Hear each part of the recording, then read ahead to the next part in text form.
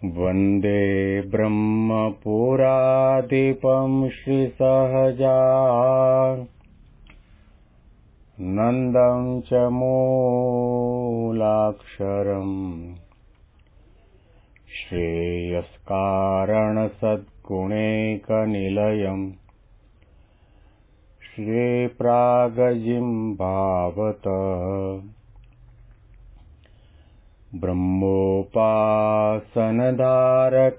गुरुहरिं यज्ञं तथा योगिनं प्रीत्येवं प्रमुखं महन्तमनिशं श्रेये स्वरूपं मुदा। મહિમાનો મહિમા પ્રવચન માળામાં આજે 26મી એપ્રિલ 2025 શનિવારના દિવસે તમામ સંતો હરિભક્તોને મારા સાષ્ટાંગ પ્રણામ. જય સ્વામિનારાયણ. હેપી વચનામૃત દ્વિશતાબ્દી મહોત્સવ. હેપી પ્રમુખ સ્વામી મહારાજ શતાબ્દી મહોત્સવ. છેલ્લા 65 દિવસથી આપણે ગઢડા અંત્ય પ્રકરણનું 24મું વચનામૃત વાંચી રહ્યા છીએ, સાંભળી રહ્યા છીએ. એમાં રહેલા સિદ્ધાંત, રહસ્ય, મર્મને સમજવા માટેનો પ્રયત્ન પણ કરીએ છીએ. શ્રીજી મહારાજે પોતાને જે સદગુણો ગમે છે અને જે સદગુણો જેમાં છે એવા હરિભક્તો ગમે છે, એવા સંતો, હરિભક્તો, બાહ્ય હરિભક્તોના નામનો ઉલ્લેખ કરીને સભાની અંદર તે હરિભક્તમાં રહેલા વિશિષ્ટ ગુણનું સૌને દર્શન કરાવી રહ્યા છે. દાદા ખાચરમાં વિશ્વાસનું અંગ છે, રાજબાઈમાં ત્યાગનું અંગ છે, જીવુબાઈને શ્રદ્ધાનું અંગ, લાડુબાઈને ભગવાનની પ્રસન્નતા પ્રાપ્ત કરવી એ અંગ, નિત્યાનંદ સ્વામીને ભગવાનની પ્રસન્નતા પ્રાપ્ત કરવી એ અંગ, બ્રહ્માનંદ સ્વામીને સત્સંગની મર્યાદાનો કોઈ રીતે ભંગ ન થાય એવો આગ્રહ એ અંગ, મુક્તાનંદ સ્વામીને ભગવાનની પ્રસન્નતા પ્રાપ્ત કરવી અને ભગવાનનો વિશ્વાસ એ અંગ, અને સોમલા ખાચરને હંમેશા માટે એક રેણી કેણપણું એ અંગ, અને ચૈતન્યાનંદ સ્વામીને કોઈ રીતે કરીને મહારાજ પ્રસન્ન થાય એવી રીતે આપણે વર્તવું એ હંમેશા માટેનો સંકલ્પ રહ્યા કરે એ અંગ, અને સ્વયં પ્રકાશાનંદ સ્વામીને નિશ્ચય તથા મહાત્મા એ અંગ. સ્વયં પ્રકાશાનંદ સ્વામીના અમુક પ્રશ્નો પણ વચનામૃતમાં આપણે વાંચ્યા અને સાંભળતા આવ્યા છીએ. એમના 2 અંગો બતાવ્યા. ભગવાનનો નિશ્ચય એટલે અક્ષરધામમાં બિરાજમાન છે એ નિશ્ચય તો ખરો, પણ અક્ષરધામમાં જે તત્વ, જે પરમાત્મા પુરુષોત્તમ નારાયણ બિરાજમાન છે એના એ ભગવાન પુરુષોત્તમ નારાયણ મારી નજર સામે દાદા ખાચરના દરબારમાં નિમ્બતરુમાં નીચે સિંહાસનમાં ઢોલિયા ઉપર બિરાજમાન છે. એમાં રોમનો ફેર નથી. એ દિવ્ય છે, અલૌકિક છે, સર્વોપરી છે, કર્તા હર્તા છે, સદા સાકાર છે, અંતર્યામી છે, સર્વજ્ઞ છે, સર્વત્ર છે. એવા અતિ અપાર મહિમા સાથે, જ્ઞાન સાથે, સમજણ સાથે મહારાજનો એમને નિશ્ચય પરોક્ષ ભાવે તો દુનિયામાં સૌ કોઈ ભક્તિ કરતા હોય છે. 5000 વર્ષ પહેલા શ્રી કૃષ્ણ ભગવાનનો અવતાર, જે લીલા પુરુષોત્તમ કહેવાય, આ પૃથ્વી પર થયો. એનું ભજન કરવાવાળા દુનિયામાં લાખોની સંખ્યામાં છે. અને 21 લાખ વર્ષ પહેલા મર્યાદા પુરુષોત્તમ રામચંદ્રજી ભગવાનનો અવતાર આ પૃથ્વી પર થયો. એના તો ગામડે ગામડે, ઝૂંપડે એના મંદિરો છે, અને લાખો કરોડોની સંખ્યામાં રામનું ભજન કરવાવાળા પણ છે. રામચંદ્રજી ભગવાનના સમયની અંદર હનુમાનજી થયા. ભગવાન રામની મન વચન અને કર્મે કરીને સેવા કરી. એવા હનુમાનજીનું ભજન કરવા વાળા પણ દુનિયામાં બહુ છે. કદાચ કોઈ ગામની અંદર રામનું મંદિર ન હોય, પરંતુ હનુમાનજીનું મંદિર તો હોય ને હોય. પરંતુ ભગવાન પુરુષોત્તમ નારાયણ આ લોકની અંદર જીવોના કલ્યાણના માટે પૃથ્વી ઉપર પધારે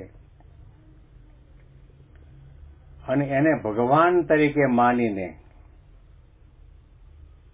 એમાં દિવ્ય ભાવ રાખીને, નિર્દોષ બુદ્ધિ રાખીને, અતિ ઉત્તમ પ્રેમે કરીને સેવા ભક્તિ ઉપાસના કરે એવા નિશ્ચયવાળા ભક્ત અને સંતની મહાનતા છે. શ્રીજી મહારાજ સર્વોપરી ભગવાન છે. અત્યારે ગુજરાતની અંદર જ્યાં જુઓ ત્યાં આગળ છાપામાં, ટીવીમાં, યુટ્યુબમાં એક જ ચર્ચા ચાલ્યા કરે છે કે તમારા સ્વામિનારાયણ ભગવાન નથી. તમે અત્યારે 200 વર્ષ પછી, 150 વર્ષ પછી, 250 વર્ષ પછી તમે તમારી જબાન દ્વારા અને કલમ દ્વારા કહો છો અને લખો છો કે સ્વામિનારાયણ ભગવાન નથી. તો શું બ્રહ્માનંદ સ્વામી મૂર્ખા હતા? મુક્તાનંદ સ્વામી મૂર્ખ હતા? ગોપાળાનંદ સ્વામી મૂર્ખ હતા? નિષ્કુળાનંદ સ્વામી અને નિત્યાનંદ સ્વામી મૂર્ખ હતા? 500 પરમહંસો મૂર્ખ હતા? કે એ સમયની અંદર સહજાનંદ સ્વામી મહારાજને સર્વોપરી ભગવાન માનીને એની મન વચન કર્મે કરીને આજ્ઞા પાડતા, ભક્તિની ઉપાસના કરતા અને ગુણગાન ગાતા, મહિમા ગાતા એ ભગવાન સ્વામિનારાયણના માટે રાન અને પાન થયા. વડોદરાના ગાયકવાડ સરકાર શું મૂર્ખ હતા? અબુદ્ધિ વગરના હતા? એમણે મહારાજને પોતાના મહેલમાં પધરામણી કરાવી. જોબન પગી, સગરામ ભક્ત, પરબતભાઈ, ગોવર્ધનભાઈ, દાદા ખાચર, જીણોભાઈ, સુરા ખાચર આ બધા મૂર્ખ હતા? 20 લાખ સત્સંગી તે સમયમાં ભગવાન સ્વામિનારાયણના નામની માળા કરતા હતા. અને એ ભગવાન સ્વામિનારાયણે પોતાના બહુ ટૂંકા ગાળાની અંદર કેટલા ભવ્ય દિવ્ય અલૌકિક કાર્યો કર્યા. એક જ રાતની અંદર 500 પરમહંસો બનાવ્યા. વિચાર તો કરો. અને એક દુનિયામાં ભગવાન થઈને પૂજા એવા શક્તિ સામર્થ્યવાળા હતા. આકાશમાં ઉડવાવાળા હતા, ભસ્મ ખંખેરવાવાળા હતા, મળદા બેઠા કરે એવા હતા. એવાને ભગવાન સહજાનંદ સ્વામી મહારાજે પોતાના પરમહંસ બનાવ્યા, સાધુ બનાવ્યા અને સ્વામિનારાયણના નામનું ભજન કરતા કર્યા. એટલું જ નહીં, લાખો લોકોને સમાધિ દ્વારા તે વ્યક્તિને પાત્ર કુપાત્ર, યોગ્યતા અયોગ્યતા જોયા સિવાય પોતપોતાના ઇષ્ટદેવના દર્શન કરાવ્યા. અને છેવટે અક્ષરધામની અંદર સર્વથી પર એવા પરમાત્મા પુરુષોત્તમ નારાયણ સહજાનંદ સ્વામીના પણ દર્શન કરાવ્યા. 20 લાખ સત્સંગી બનાવ્યા, 6 મંદિરો કર્યા, ગુજરાતની કાયા પલટી નાખી. આ એમ નામ ભગવાન સહજાનંદ સ્વામીને ભગવાન નહોતા કહેતા. ભગવાન હતા એટલા માટે કયા ભગવાન, અને ભગવાન સહજાનંદ સ્વામી છે એટલા માટે આજની તારીખે દુનિયાના લાખો ને કરોડો માણસો સહજાનંદ સ્વામીનું ભજન કરે છે, એની આરતી કરે છે, એના દર્શન કરે છે, એની ભક્તિ કરે છે, એના આદેશ અને નિયમોનું પાલન કરે છે. અત્યારનો આટલો મોટો સમુદાય કે મૂર્ખ નથી. કહેવાનું તાત્પર્ય, જ્યારે વિતંડાવાદ ચાલુ થાય, હુંસાતુસી ચાલુ થાય અને એની અંદર અહંકાર ભળ્યો હોય, ઈગો ભળ્યો હોય, કુસંગ ભળ્યો હોય, ત્યાર પછી સહજાનંદ સ્વામી મહારાજના માટે ન બોલવાના શબ્દો બોલે, કેટલું બધું અયોગ્ય કહેવાય. ભગવાન પુરુષોત્તમ નારાયણની નિષ્ઠા દ્રઢ કરવી એ સાધના માર્ગનો અતિ અગત્યનો પાયો છે. નિશ્ચય કરીને ભગવાનનું ભજન કરો, આજ્ઞા પાળો, દર્શન કરો, સેવા કરો. ધ્યાન માનસી પૂજા કરો અને એનો આનંદ કંઈક જુદો છે. અને નિશ્ચય પણ મહિમા સહિત અને જ્ઞાન સહિત નિર્વિકલ્પ ઉત્તમ અતિ નિશ્ચય તવ ઘનશ્યામ આવી પ્રકારની પ્રાર્થના પ્રેમાનંદ સ્વામી જે લખી છે તે દરરોજ તમામ સ્વામિનારાયણ સંપ્રદાયના મંદિરોની સાયંકાળની આરતી પછી આ પ્રાર્થના બોલાય છે. નિશ્ચયની માગણી કરે છે કે ઉત્તમ નિર્વિકલ્પ નિશ્ચય અમને થાય, જેમાં મહિમા પણ હોય, જેમાં જ્ઞાન પણ હોય, જેમાં દાસત્વ ભાવ પણ હોય, જેમાં મુમુક્ષુતા પણ હોય, જેમાં ભક્તિ હોય, પ્રેમ હોય, આદર હોય અને કલ્યાણની ભાવના હોય, એવા પ્રકારના નિશ્ચયની મહત્તા આધ્યાત્મિક માર્ગમાં બહુ છે. બધું કરો એ સારું છે, કરવું જોઈએ ભગવાનની પ્રસન્નતા માટે, પણ જો નિશ્ચય નહીં હોય તો નિશ્ચય વગર કલ્યાણ થવું મુશ્કેલ છે. નિશ્ચય એકડો છે. અતિ અગત્યની સાધના શાસ્ત્રોમાં લખાઈ હોય તો ભગવાન પુરુષોત્તમ નારાયણનો નિશ્ચય, અને એમાં જો દ્રઢ પ્રતીતિ આવી ગઈ કે મને મળ્યા એ સાક્ષાત ભગવાન પુરુષોત્તમ નારાયણ છે, અને આ ગુણાતીત સંત વર્તમાન સમયમાં મહાન સ્વામી મહારાજ દ્વારા પ્રગટ છે.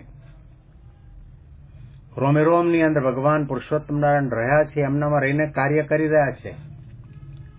આવી પ્રતીતિ આવી જાય, આવો મહિમા સમજાઈ જાય, એમાં દિવ્ય ભાવ અને નિર્દોષ બુદ્ધિની દ્રઢતા થઈ જાય, તો એ મુમુક્ષુ ભક્ત સત્સંગી સાધુને કંઈ કરવાનું બાકી રહેતું નથી. આના અનુસંધાનમાં વિશેષ વાતો આપણે આવતીકાલના પ્રવચનમાં સાંભળીશું. તમામ સંતો હરિભક્તોને મારા સાષ્ટાંગ પ્રણામ. જય સ્વામિનારાયણ.